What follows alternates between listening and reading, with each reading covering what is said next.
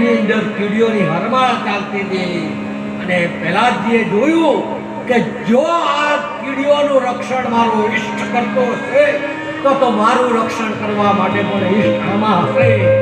અને હિરણ્યકશિપુએ કીધું કે જો તારો વિષ્ણુ આમાં હોય, આ સ્તંભમાં હોય તો જા દોડીને પકડ તારા વિષ્ણુને.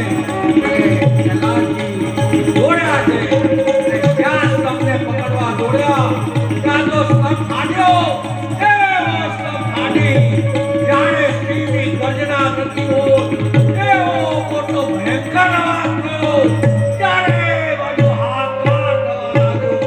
લોકો ભયભીત થઈને નાચવા કરવા લાગ્યા. હિરણ્યકશિપુએ જોયું કે આ કોણ આવ્યું? તો આ તો નરસિંહનો અવતાર, જાણે અડધો સિંહનો અને અડધો મનુષ્યનો અવતાર. એવો ભયંકર. ભગવાને પોતાના નખો સિંહ જેવા કરી હિરણ્યકશિપુ દોડવા ગઈ. પોતાના હાથમાં ખડગ લઈ ભગવાન